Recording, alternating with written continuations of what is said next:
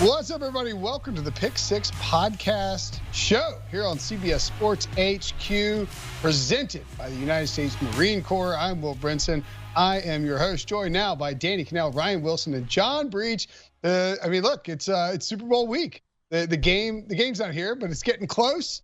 Danny is down there in what appears to be, well, it's Florida. I don't know if it's sunny Florida, but it's Florida. 53-degree weather down there. Ryan Wilson, John Breech, and I kicking it from home. We will get to some Super Bowl stuff in a minute, but it's Monday. The biggest thing that happened over the weekend was Matthew Stafford getting traded from the Lions to the Rams for Jared Goff and some draft picks, and we got to break it all down. So, Danny, put yourself. You're a former NFL quarterback. Put yourself in Matthew Stafford's shoes and Jared Goff's shoes. How are you feeling about this? Because I got to think, as somebody who's currently sitting, like, you'd like to be traded to some warmer weather right now, wouldn't you?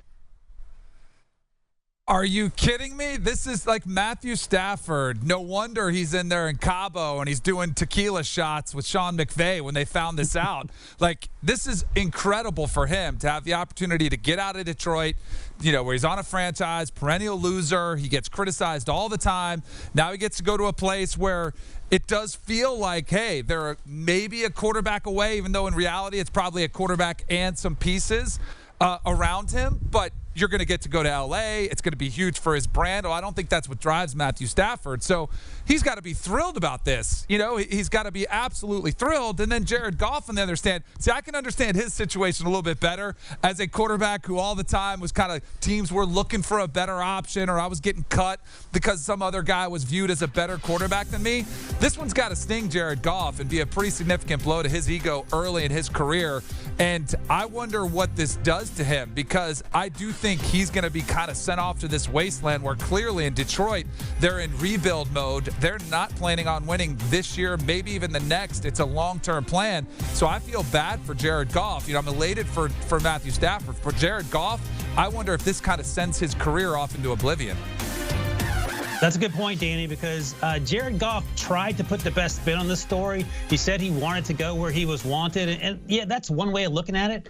But if you're not having success in Detroit as Matthew Stafford, what chance does Jared Goff have after coming from a program where Sean McVay basically coached him up? If you look at the advanced metrics, Jared Goff's rookie season before Sean McVay got there, he was dead last in terms of value per play. He went from 34th to 5th his first year with Sean McVay. So if that's the kind of jump that you get out of Jared Goff, who had the benefit of that running game, we know he had that really good defense. I can't imagine what the jump is going to be for Matthew Stafford once he gets out to Los Angeles, has the benefit of that defense, and obviously has Sean McVay coordinating up those plays. So what does this mean from a draft perspective for the Lions? Well, it sounds like they're going to roll with Jared Goff, and that's pretty interesting given they have the number 7 overall pick.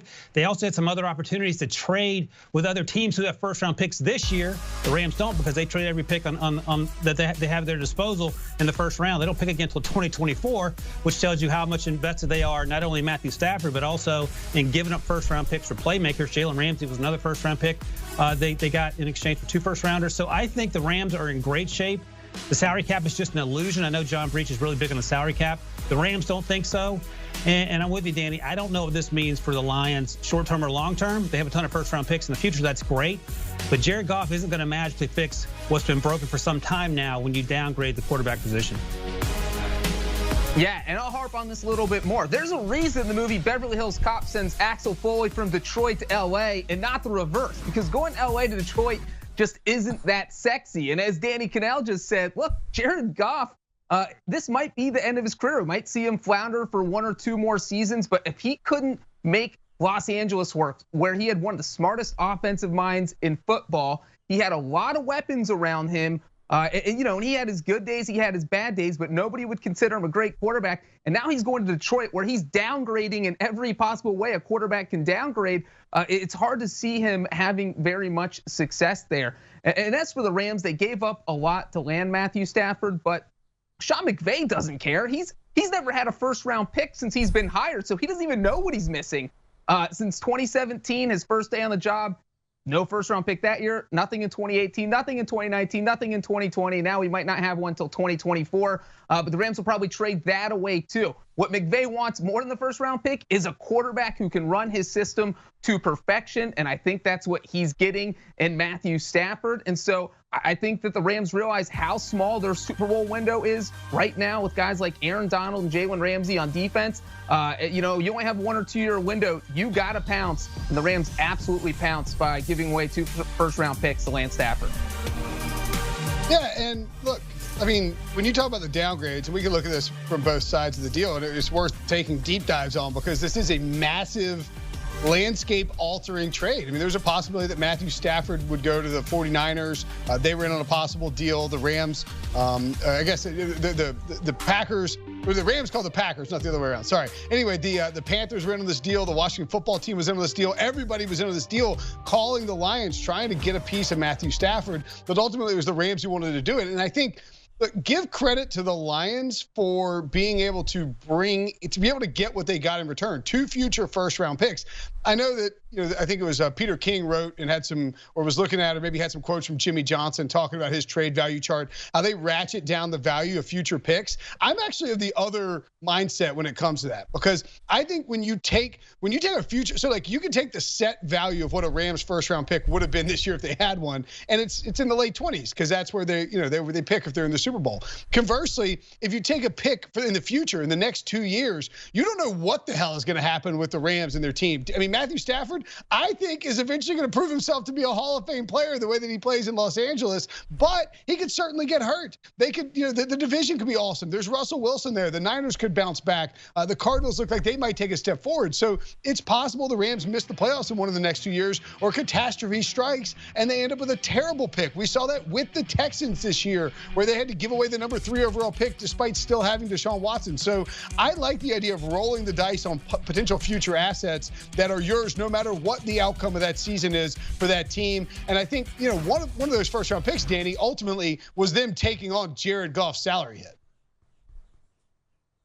Absolutely it was. That was a big part of this deal. To kind of echo on your sentiments, though, I'm a firm believer that I would always rather have the known commodity versus the unknown commodities that the Lions received back in this trade. Like Matthew Stafford, for all the people that are his critics that are out there, exactly what you're getting. We've seen him succeed in the NFL. We've seen his leadership capabilities. We've seen what he's going to bring to the locker room. For these eventual first-round picks, wherever they may fall, there's still a tremendous amount of risk in those picks because we see first-round picks all the time. In about 2 or 3 years, they're out of the league. And we see even, look at the top picks in the draft and just the quarterbacks alone, with Jameis Winston not surviving Tampa, with Carson Wentz fighting for his career in Philadelphia. So there's always that unknown. And I think clearly that's been the Rams' philosophy here is, hey, we know what we're getting. We know what we're getting rid of, and Jared Goff as well.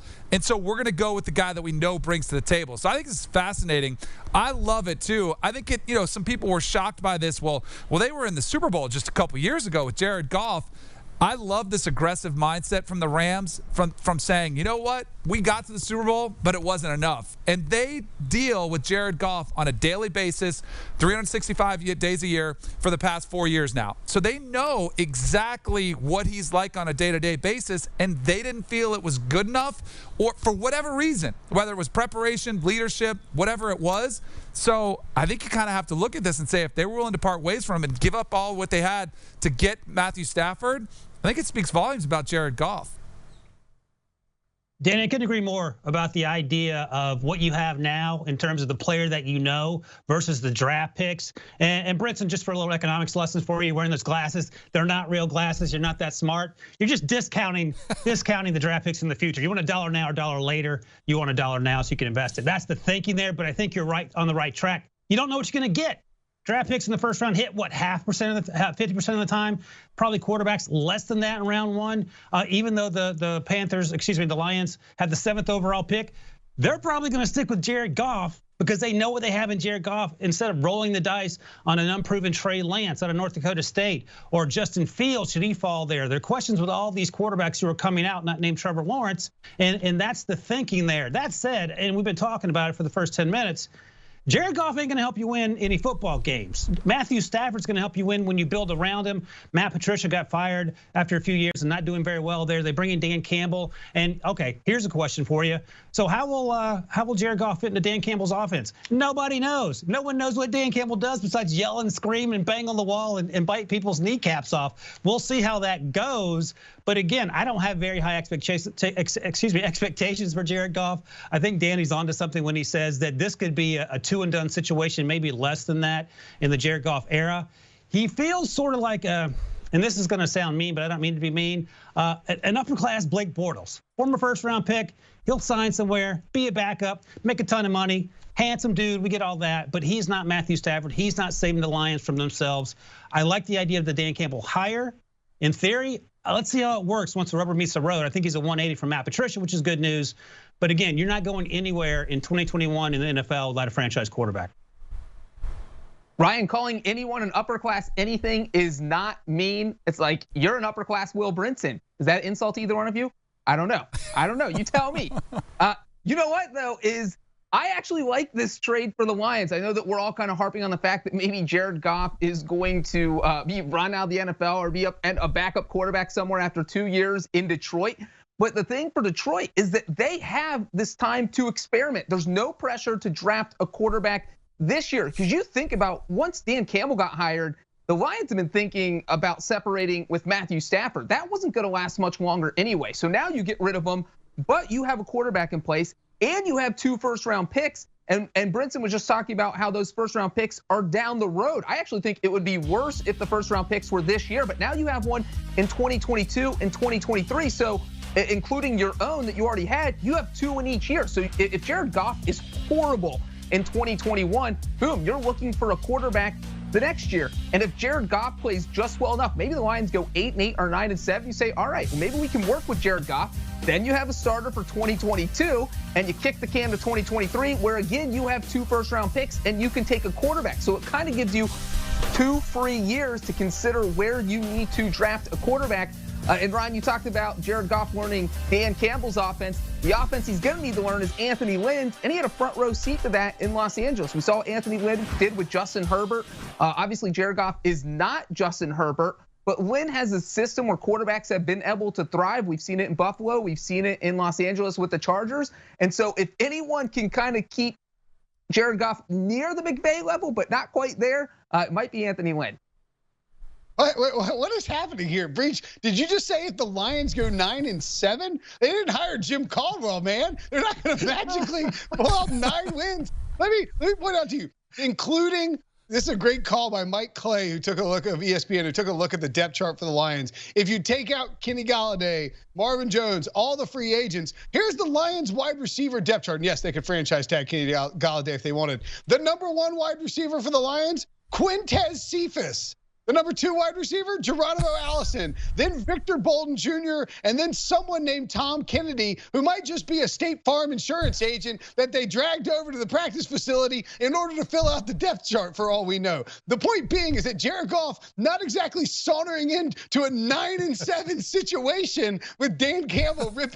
Maybe they can go 9-7 if no one has any kneecaps left. That's possible. If Dan Campbell chews off so many kneecaps that the other team can't even play football, then I guess 9-7 is on the table. Otherwise, what are you talking about, man? By the way, Wilson, what do you give me an economics lesson on draft picks? You can't take draft picks down to the local bank and put them in mutual funds. They don't grow in value over multiple years. That's not how draft picks work. It's a set cost now or later. Get out of here with that nonsense. Look, I think the Lions are in trouble. But I do think bringing Jared Goff back, Brad Holmes to the GM, Dan Campbell can work with him. It gives you that bridge. I think that is an important point. You don't have to panic and draft a quarterback now. The Lions need so much help all over the place that they need to use all these draft picks to build things up, find a quarterback they like, strike at the time, and maybe Goff gives you a bridge to let him sit on the bench for a year if he needs to.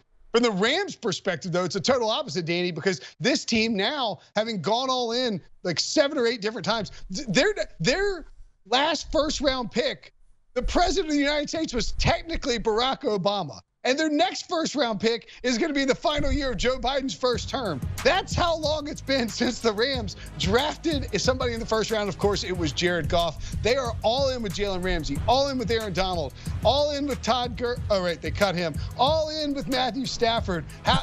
What does this team need to do in the next 2 years with Matthew Stafford's contract in order to justify this trade?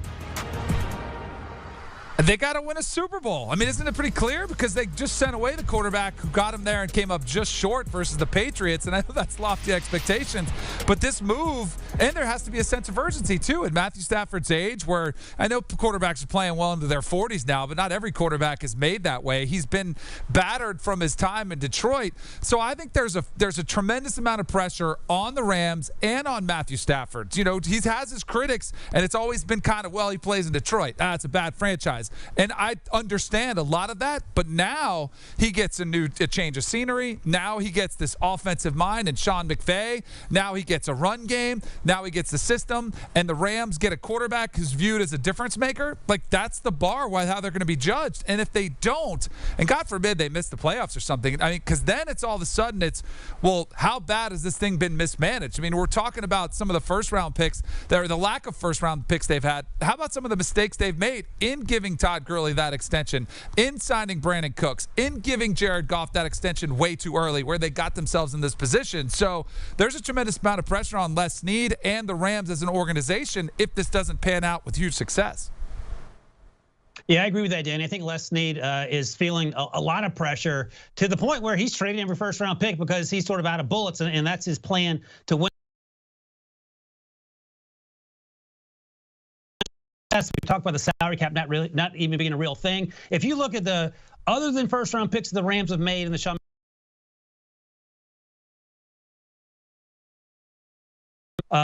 Cooper Kupp, John Johnson, Josh Reynolds, all in that draft. Last year they got Cam Akers and they got Van Jefferson. They got Joe Noteboom the year before as an offensive lineman. So they've done a great job in terms of adding players after round one. They've done a good job at adding players in free agency as well. And it's all come together and it's worked pretty well for them, except for the one position where we haven't seen Jared Goff have that consistency. Yes, he played really well his first 2 years in Sean McVay's system. Again, he was a complimentary player in that he had that run game, he had that defense, he made the throws he had to make. You felt like he regressed a little bit. He did battle an injury for part of the 2020 season. But again, Matthew Stafford, if he's healthy, is an upgrade in every way, shape, or form. I don't see how this team regresses, barring injuries. I know there've been some concerns like this team could go 8-8. Well, listen, if Breech thinks the Rams are going the Lions are going 16-0, then that means the Rams are winning the Super Bowl for the next 5 years with Matthew Stafford. So I'm not worried about how the Rams are going to play with Matthew Stafford under center. They're going to be a really good football team. Fingers crossed if everyone stays healthy. Yeah, the one thing about the Rams to me is they feel like this giant Ponzi scheme. Like, they just keep giving away these big contracts. And it's got to all come crashing down at some point. I mean, Danny, you mentioned a lot of them with Brandon Cooks, Todd Gurley, Jared Goff. None of these guys are on the team anymore. They just threw that money away. And you can't keep doing this. You can't keep mortgaging forward. But again, I think they do realize that, hey, before all this comes crashing down, we've got 1 or 2 more years and it's got to pay off. And I think when you look at what they did, you look at Rams owner Stan Kroenke, you know where the Super Bowl is next year? It's in Los Angeles at SoFi Stadium. So I think that is literally their 1-year Super Bowl window. Kroenke wants to show off the palace. You have the Super Bowl in your backyard. You want to be the second team to host the Super Bowl at your home stadium. So what do? You make a move like this that puts you over the top. So I think they are gunning for the Super Bowl next year. They don't care what happens in 2 years because who knows who's going to be there anymore. They might trade away 5 more first-round picks by that point. But I think this is saying we want to be in the Super Bowl in 2021, and we want to be playing in our home stadium, and we think Matthew Stafford can get us there. I love the idea of Breech talking about the LA Super Bowl, and Danny's like, all I can think of is like, why didn't somebody bring me some damn mittens? My hands are freezing out here. You're just picturing yourself out in Los Angeles. Look, I think the Rams, you trade away the 2 first-round picks. I would push back a little with you, Breech, on the idea that it's a Ponzi scheme.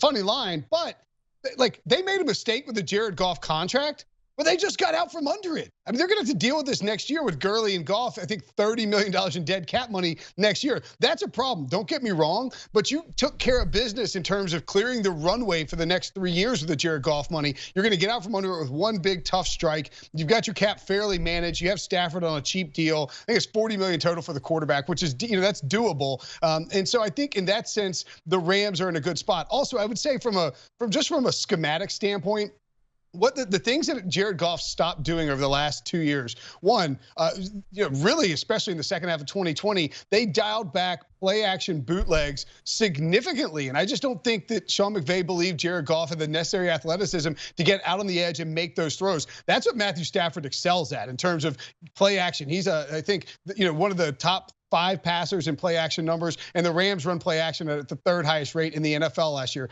Additionally, deep shots basically disappeared from the Rams offense. They stopped throwing the ball vertically because they didn't trust Goff to make the decisions and make the accurate throws. There might not be a more dangerous deep ball passer in football than Matthew Stafford. And so from that perspective, I think he'll give Sean McVay a lot more to, McVay will have a lot more to work with, be able to a little more diverse in his offense after things sort of got figured out, ironically, by the Detroit Lions in the wake of that 54-51 Rams-Chiefs game when Matt Patricia, his only notable contribution to football the last 3 years, when he figured out how to slow down the Rams offense, and then Bill Belichick solved it in the Super Bowl. All right, we're going to take a break. We're going to say goodbye to Danny. He's got to go huddle by a space heater. When we come back, we'll talk about more quarterback rumors. Danny, thanks, buddy. See you guys after the break.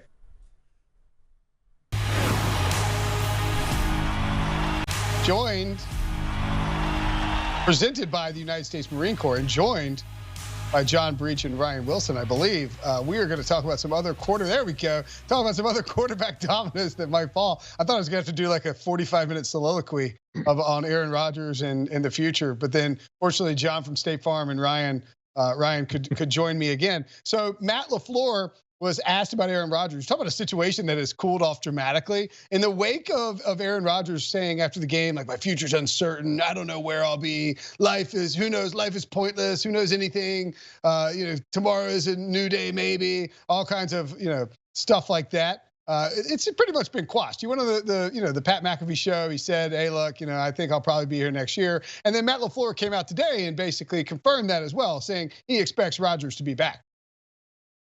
There's no doubt about it. I mean, you're talking about the guy that is going to win the MVP of the league. Like, we're not in this position without him. So I couldn't be happier with just not only his performance, but how he led our football team, all the little things he does within that locker room to ensure that everybody is locked in, focused, ready to go. So, yeah, absolutely, he will be here for a long time. All right, so I know I said that before, but for a long time. All right, so you hear that from Matt LaFleur. Brian Gutekunst, the GM, has also emphasized that Aaron Rodgers not going anywhere. Mark Murphy, the CEO, president, has said we're not idiots, right? Aaron Rodgers isn't going anywhere unless Aaron Rodgers forces his way out of Green Bay.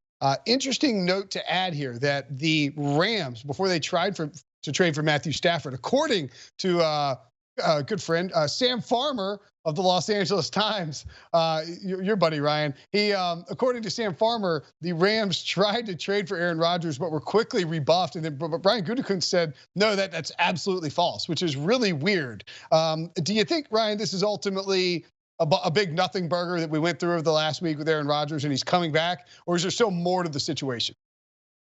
No, this is it. The most exciting thing that happened in the last week after Matt LaFleur blew that 4th down call that we talked about for about 48 hours. The most exciting thing after that is Aaron Rodgers spotted in the back of a teammate's truck buying a 12-pack of beer, driving around Green Bay with this Green Bay Packers gear on. The fact that he has Green Bay Packers gear is probably a good sign. He's not going anywhere. If he was wearing Rams gear, maybe you should get a little nervous. If you're the Matt LaFleur, the Packers front office, he ain't going anywhere. I mean, we just talked the last segment about how important it is to have a known commodity. What's better? What's more known than Aaron Rodgers? Maybe Patrick Mahomes, and that's it. He's going to win the MVP. He's 37 years old. He's playing like he's 27. Is he moody? Yeah. Does he have a right to be moody? Yeah. Based on the way that Matt LaFleur called that playoff game that they could have won, absolutely. He should have been angry after the game, which he was. And he's always been sort of prickly in terms of his relationship with coaching staff and media and whatever. I don't care about that. He plays at such a high level.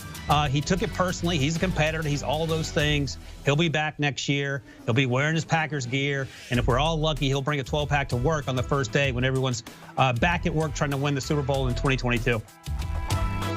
Yeah, I do absolutely think that it wasn't a nothing burger when it started, because when he made those comments, it was kind of everybody saying, wait, did he just say that? Because it doesn't sound like he's too keen on returning. But as Ryan said, you look at that video, if you want to, there's no way Rodgers could talk himself out of this, what he said. So now it's like, you know what? I'm going to go out and do the most Green Bay thing ever. I'm going to get the back of a pickup truck with a 12-pack of Miller Lite. The only way that could have been more Green Bay is if you had a 12-pack of Milwaukee's Best.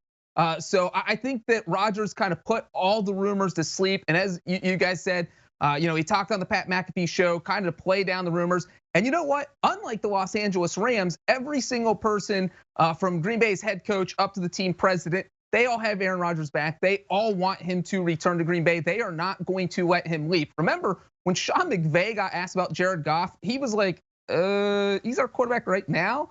And when Les Snead, Rams general manager, got asked about Jared Goff, he fumbling around, didn't know what to say, and he went, he's our quarterback right now? The Packers aren't doing that. The Packers are doing Aaron Rodgers our quarterback. We're not dumb enough to give away the guy that's probably gonna win the NFL MVP, and we're just gonna let him roll until his talent diminishes, and it doesn't look like that's gonna be happening anytime soon. Breech, this is not a great day for your takes. You're like, the only thing better would be a 12-pack of Beast Light. Nobody wants Beast Light. Miller Lite makes Milwaukee's Best anyway. It's all the same. It's just the most popular Milwaukee brewing company. Either way, you go with the Miller Brewing Company. You go with the Miller, man. You got to support the brewers, not the freaking Beast Light. God, you Beast Light. That's how you end up lying on the side of the road somewhere in Green Bay. Go with Beast Ice. You really mess yourself up. I guess we can rule out then Green Bay for a landing spot for Deshaun Watson, but there are plenty of other candidates for where Watson can end up. David Culley hired by the Houston Texans, of course, and the thought was initially that it would result in Deshaun Watson being like, oh, cool, you hired a coach, a minority coach. You went out and did your due diligence. You didn't just hire the closest Patriots player. Naturally, this is going to result in you want to stay. And immediately he formally demanded a trade through his agent. And now the report is that the Texans want roughly 2 first-round picks, 2 second-round picks, and 2 young defensive players for Deshaun Watson. Ryan, is that a fair price? And do you think the Texans will be able to get it?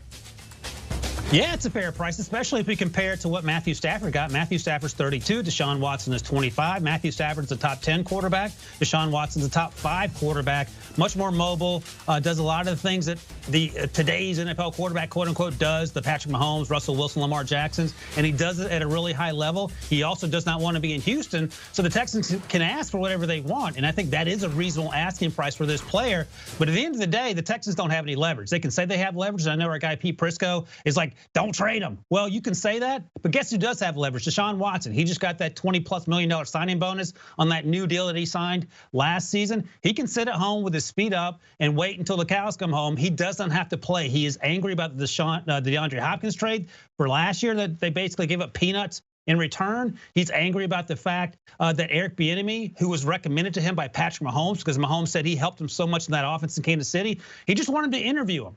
Cal McNair, the owner, couldn't do that. Jack Easterby, the front office guy who seems to have his tentacles in everything and has everyone angry from players on down to fans, super angry. He's still there. So it says to me that Cal McNair, the owner, is choosing Jack Easterby over Deshaun Watson. And unless Jack Easterby can suit up and win 12 football games, I don't know if that's a smart decision. So I like the asking price for the Texans as a starting point. I guarantee you there are teams out there that will pay that price, no matter how steep it is. I wouldn't be surprised the Rams give up their next 50 first-round picks just because they don't like him for Deshaun Watson. They have both quarterbacks. But at the end of the day, it's going to be Deshaun Watson's choice. He has that no trade clause too, by the way, about where he goes and when he goes and if he plays at all in 2021. Yeah, I agree with Ryan. This is not that crazy. This is negotiation 101. You just leak a report of the craziest offer you can think of. Hope there's a team out there that says, for Deshaun Watson, that's not that bad. 2 first-rounders, 2 second-rounders, 2 defensive players. But you know what? Worst case scenario for the Texans, they get talked down maybe 1 draft pick or 1 player, and they get 2 first-rounders, 1 second-rounder, and 2 defensive players or something like that. The Texans are going to get a haul no matter what in this deal, even if it's 1 defense player, 1 second-rounder, 2 first-rounders. I think the key here is going to be the amount of first-round picks. And Houston, if they actually do trade Watson, because as we heard Nick Caserio, their new general manager, say in his press conference, hey, we're not going to trade him. But you know what? We have heard that plenty of times before. We've heard the Giants say they weren't going to trade Odell Beckham. We have heard dozens of general managers say they are not trading a player. But the bottom line is, if Deshaun Watson is disgruntled, if he's not going to show up for OTAs, if he's not going to show up for training camp, we don't know if any of that is a fact. But if he's not going to be there, you can't keep him. You have to do something. You have to pull the trigger.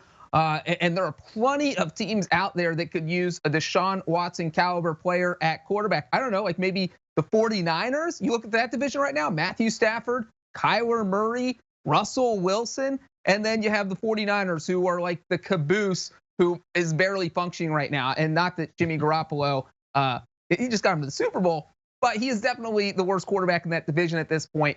So I think there are plenty of teams that need a quarterback of Watson's caliber and will call and offer something to what they want. Yeah, for sure. And it's possible that we see this trade exercise before the Super Bowl. We saw the Alex Smith deal go down, 2 years ago, and we saw Matthew Stafford happen this past weekend. Maybe that was the deal that we'll see in Watson will happen a little later in the offseason. I think if you're looking at specific candidates, obviously the Jets make a ton of sense and their fans want it to happen badly. They have the draft picks. They could send Sam Darnold back. I don't know that you can throw in Quentin Williams, but I mean, you look at these draft picks. Look, if you say, look, we'll give you 2, 23, and 34 plus Sam Darnold, I kind of think the Texans have to do that. I mean, that's 3 picks in the top 35 this year, and maybe you can even get away with giving a little bit less, like 2, 23, and 66 plus Sam Darnold. To me, that's where, if you're Houston, you really have to consider it. And if you're New York, you're getting back Deshaun Watson. It's not a terrible deal. You have a left tackle in Mekhi Becton to protect him, but not a lot of other assets. So that would be the only concern. And I think that applies to the Carolina Panthers too, in that if you trade all these draft picks and all these young players for Deshaun Watson, like, it's great that you might be hitting the fast forward button on your rebuild situation, but you also have to be concerned that you're taking Deshaun Watson out of the situation that he was in Houston, where there wasn't enough around him because they traded away all their draft picks and all their players for him to like buoy this up into a Super Bowl contender, into the same thing. Like, you don't want to turn yourself into the Houston Texans by giving them all your draft picks, even though adding Deshaun Watson would make a ton of sense. Carolina, I think they could potentially send Teddy Bridgewater and maybe Brian Burns is the defensive player. If that's a high caliber enough player, plus this year's first, next year's first, and the second for Watson. I don't hate that idea. And then the Dolphins, of course, are a contender for Deshaun Watson as well. You package the number 3 overall pick. I don't know if Houston's heard about that one before. Maybe they don't want to get their own pick back, but you do that pick. You do the other first round, number 18 overall. You throw the Texans their 36 overall pick back. You add Tua in there, and you send him back to Houston in exchange for Deshaun Watson. That's 3 pretty good players in a fairly deep draft. So I think you have to be a little bit concerned about that if you're Miami. But the idea of bringing Deshaun Watson on board is pretty enticing. I do think it'll be interesting to see, because of this no trade clause, is Deshaun Watson going to be willing to go to California or go to New York where the state income tax is really high? We know he doesn't care about money in theory, but you're talking about you go from no state income tax to like 12 or 14%. That's a pretty significant pay cut that you'd be taking if you went to California. Obviously, Florida wouldn't have that problem. So I think that is something to monitor as well when you think about Deshaun Watson and where he could end up going. There are a few more QB carousel things to talk about. The Broncos, Panthers, Bears, and Patriots are all looking for a new quarterback. There was a plenty of rumors, Wilson. One, that the Patriots were on Matthew Stafford's no trade list, which is kind of crazy. 2, that the Broncos actually reached out about a possible trade of Drew Lock for Matthew Stafford. What do you think about those 2 buzzworthy items? Well, I think the Patriots no trade clause comes down to 2 words: Matt Patricia. We know that Matthew Stafford's seen that movie up close and personal. I'm guessing he didn't love it. That team wasn't very good. You may have heard of some guy named Jim Caldwell, 9-7 in back-to-back years, took a team to the playoff, got fired. So Matt Patricia didn't fix that, and perhaps I'm just guessing here because it's a report. Matthew Stafford didn't want to be reunited with Matt Patricia, who has since been reunited with Bill Belichick in New England after things didn't work out in Detroit for him. Also, Matthew Stafford may have wanted to go somewhere warm, and Los Angeles is certainly much warmer than New England. We're here on the East Coast, Northeast, getting hit by a snowstorm right now. So if Matthew Stafford's not crazy about 12 inches of snow, which is supposed to happen, going west might be in his best option there. The Drew Lock thing's an interesting one. I'm not sure if the Broncos, if given the chance in the draft, would take a quarterback. But certainly, we've been talking about it all show. If you have a proven commodity like Matthew Stafford, that is certainly a reason to move on from Drew Lock, who is still a developmental quarterback. He's trying to learn on the job. It hasn't been a lights out performance. We've seen glimpses of what makes him good, and we've seen glimpses of what makes him a rookie and a first-year player these last 2 years. And again, it's just one more thing that John Elway has to deal with when he has yet to be able to find a quarterback not named John Elway to help the Broncos succeed, or Peyton Manning for that matter. So I think that's certainly in the mix. Maybe Deshaun Watson will be in that conversation as well. One last thing on Deshaun Watson that you were talking about, the Dolphins, Brinson. Last year, there was some scuttlebutt about, hey, would the Dolphins give up their 3 first-round picks in 2020 to move it for Joe Burrow? Right now, that sounds like a pretty good deal. So some of those draft picks you went through, I think it sounds like a great deal to move up, to package the deal and get Deshaun Watson if that happens. If I'm the Dolphins, I'd think about it. But in terms of Matthew Stafford, ixnay on the Patriots, and I would imagine the Broncos are still looking for a quarterback, Breach. Yeah, absolutely. You know what's funny is imagine being Drew Lock. You woke up Sunday morning, all of a sudden your name's plastered all over the internet because the Broncos were reportedly trying to trade you to get Matthew Stafford. Like, that's pretty tough going into work down the road. Like, okay, well, they don't really want me. And so I think that's probably how there's a few quarterbacks who feel that way going into this week. Any team who is in that conversation, we mentioned Washington was in there. The Colts obviously need a quarterback. The Panthers with Teddy Bridgewater, Teddy Bridgewater probably not feeling good about his future in Carolina. So what this tells me is that there are going to be a lot of quarterback dominoes that are going to fall this offseason. We might see 12 or 15 quarterbacks who are not starting for a team last year, starting for a team in 2021. I mean, we're already 2 quarterbacks into that with Jared Goff and Matthew Stafford switching teams. And now we're talking about all these other teams. We don't know if the Patriots going to bring back Cam Newton. We don't know about Teddy Bridgewater's future in Carolina. We don't know if Alex Smith is the starter in Washington. Ben Roethlisberger, we don't even know if he's going to be in Pittsburgh, even though he wants to come back. There's a lot of contract stuff to figure out there. So there are a lot of quarterback question marks. And although we spent a lot of time talking about Deshaun Watson, it's going to be interesting to see how that shakes out. And one thing also on Watson is that the advantage of having 2 first-round picks like the Dolphins and the Jets is they don't necessarily have to give up both their first-round picks from this year. They can give up 1 this year and 1 next year, kind of spread it out, and then still use the other first-round pick to build the roster around Deshaun. So I do like both those ideas, Brinson. Great call, Breech. Good quarterback chatter all around. It is Super Bowl week, though, so we got to get to some props. Let's take a break, and when we come back, we'll hand out some winners for Super Bowl. It's okay.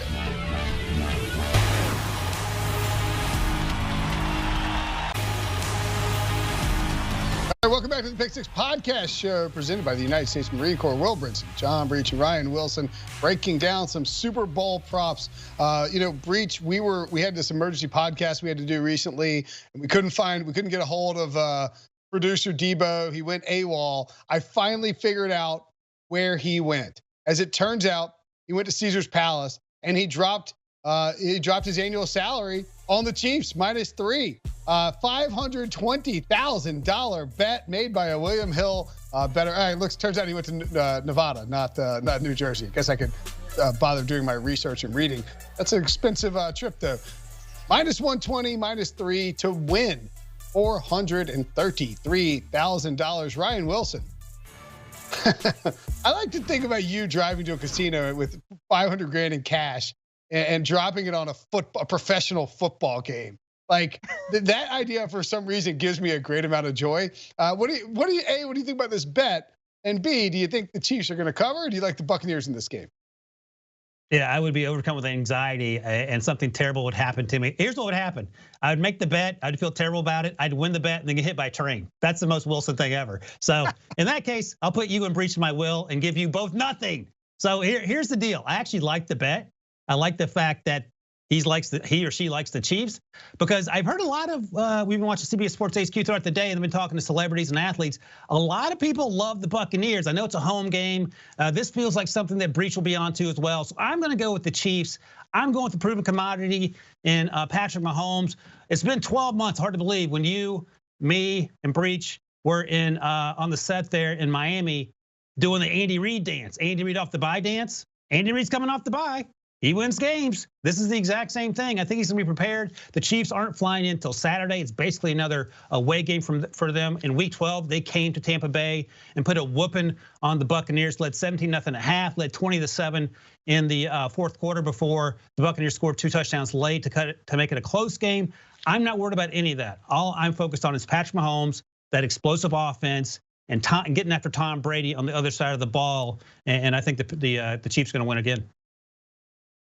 Yeah, I also have imagined Ryan Wilson driving to a casino with $520,000 for some reason. This might be some sort of thriller, but Wilson is smart and methodical. What he would do is bet half his money on the Chiefs and the other half on the Buccaneers money line, and make sure he wins either way, unless it was a 1 or 2 point game.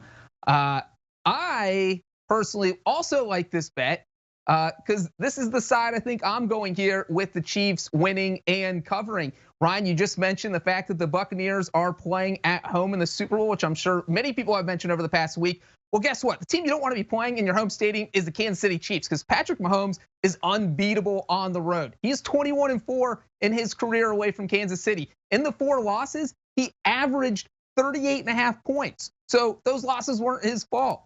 You put him in a road game, he usually lives up to the challenge and wins the game. Also, you look back at what happened in week 12. The Buccaneers couldn't do anything to stop Kansas City. Now, Kansas City they're gonna be down a couple linemen, so that's advantage for Tampa Bay. But guess what? The Buccaneers are either gonna be down 2 guys in the secondary, Antoine Winfield Jr. or Jordan Whitehead. And if they're not, if those guys are on the field, they're coming back from injuries. So they're gonna be banged up. So a banged up Buccaneers secondary trying to stop Patrick Mahomes and Tyreek Hill and Travis Kelce, I don't know about that. So I'm kind of leaning Kansas City and the points right now.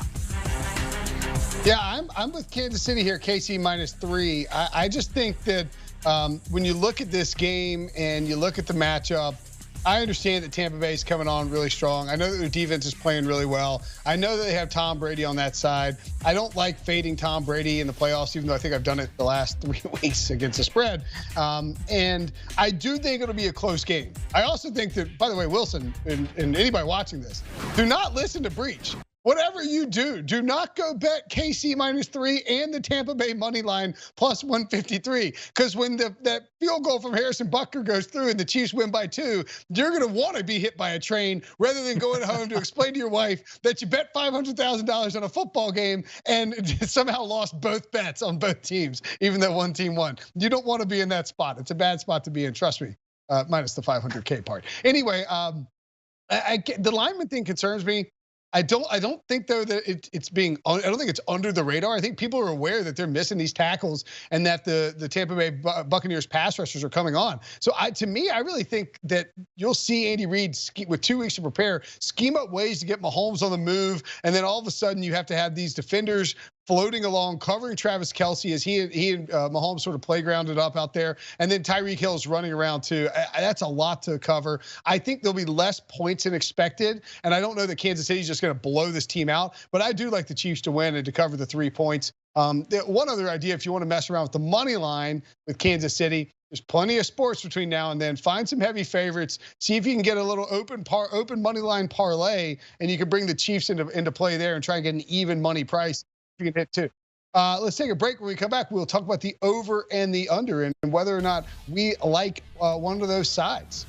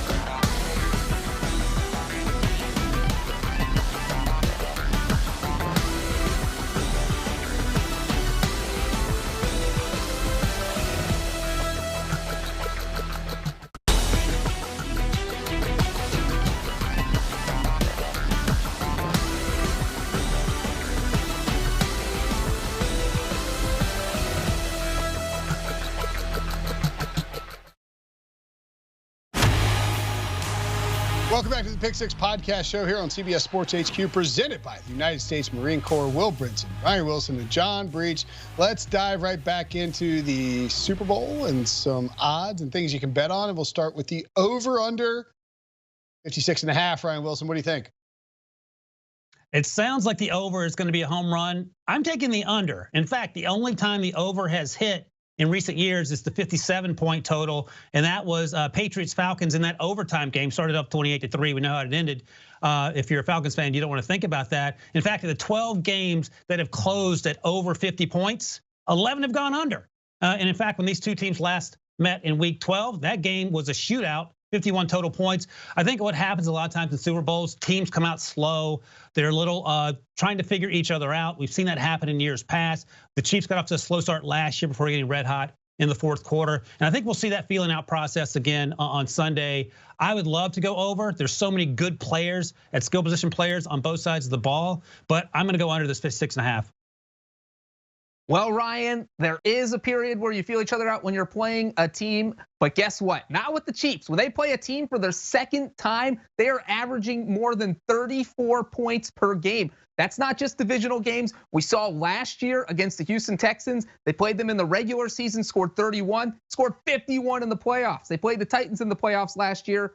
They scored 35 in that game after only scoring 32 in the regular season. So what the Chiefs do is they amp it up and they score more points in that second meeting. That is under Patrick Mahomes, those averages since he took over as starting quarterback. So I think the Chiefs are going to score more points than they did in Week 12 when they won that game 27-24.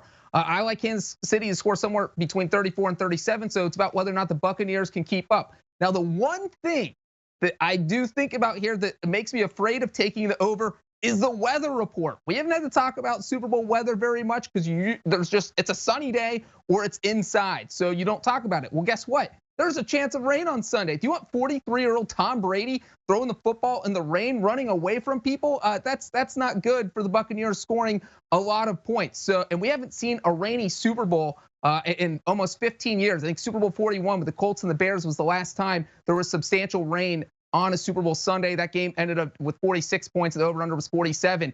So I do think this is going to be close, but I am going to take the over.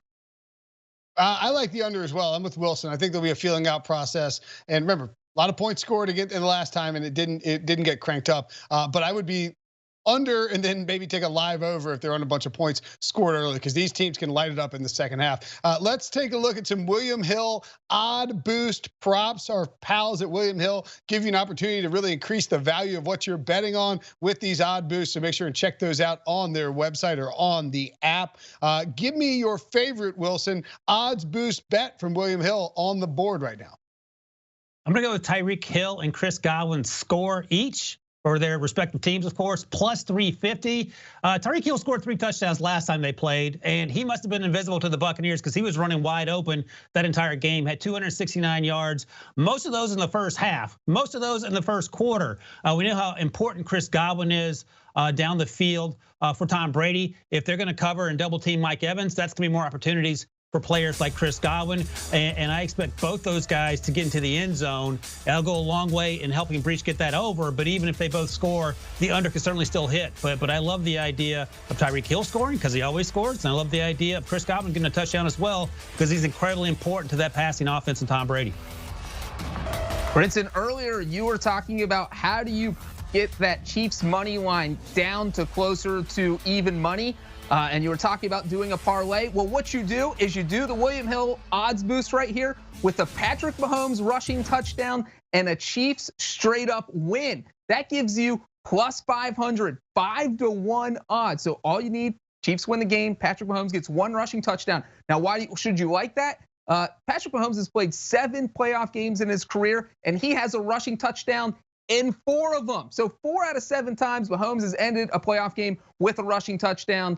And that prop would hit. So I like Mahomes' score. He's got the legs to do it from 10 yards and in, and he loves to do it. We saw him do it in the playoffs against the Browns in the divisional round. And if you like the Chiefs to win, then this is an easy way to get that minus 175, 165 to plus 500.